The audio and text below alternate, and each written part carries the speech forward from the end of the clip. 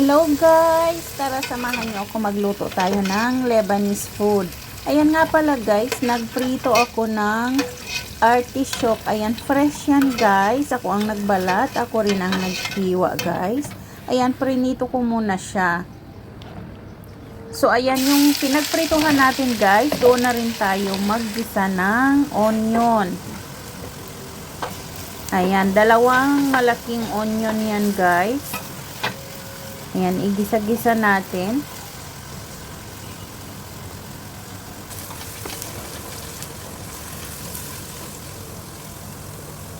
So, ayan guys, okay na yan.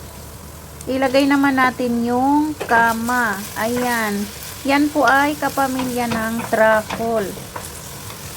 Ilalagay ko dyan yung pangalan niya sa English guys. Tapos, maglagay tayo ng fava beans. Ayan, fresh din yan, guys.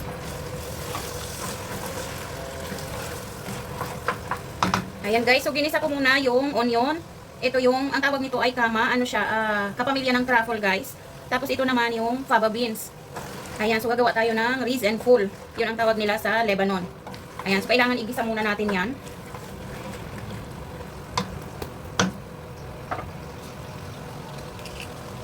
Ayan, habang ginigisa natin, ilagay natin itong coriander. Ayan, ginisa siyang coriander guys na may bawang. Ayan, so nire-ready ko na siya para meron akong stock lagi sa freezer. Niluluto namin siya bago pa gamitin sa pagluluto. So yan ang magiging flavor niya guys. Ayan, meron na akong video nito dati, kaya lang yung ginamit ko doon guys ay ready na. So itong mga ginamit ko ngayon ay fresh talaga siya guys.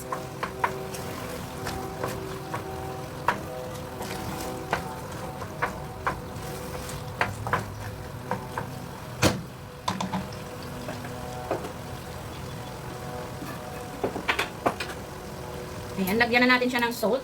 So, balit tatlong cup na rice ang gagamitin natin guys. So, maglalagay tayo ng 3 teaspoon na salt. Ayan, every per cup, 1 teaspoon na salt. Ayan, so tatlo ang ilalagay natin. Ayan, syempre cinnamon powder. Ayan, tatlo din. Pwede kayong mag-add guys kapag gusto nyo na medyo darker pa yung kulay ng rice.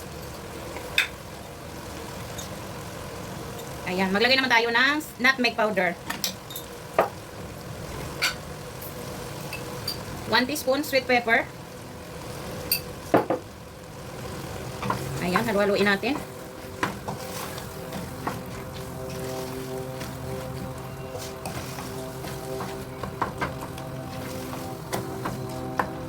Ayan, ilagay natin yung rice. Ayan, nahugasan na yan. Basmati rice, yung long grains. Ayan. Ayan, so 3 cup ito guys.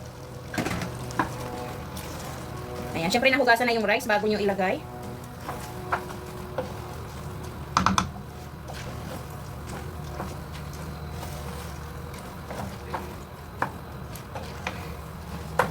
Ayan, kapag naihalo na natin, ilagay natin yung prinitong artichoke. Ayan, fresh ito guys. Ako pa nagbalat niyan.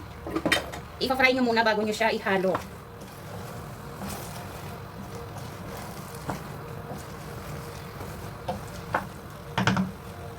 Ayan, dahil 3 cups na rice, maglalagay tayo ng 4½ cup na water. Sa 1 cup na rice, kailangan natin ng 1/2 cup na water.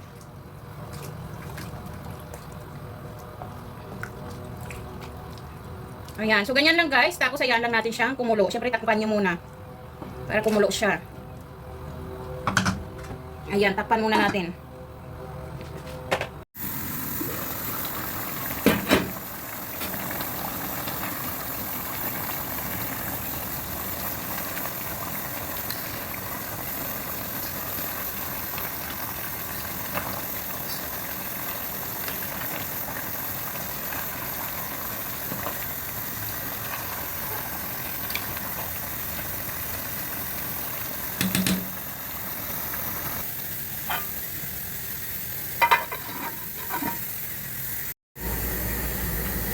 Ayan guys, luto na ang ating rice with fava beans, or ang tawag niyan dito sa Lebanon ay rice beef full. Ayan, so pasensya na baka mali yung aking pagka-pronounce guys.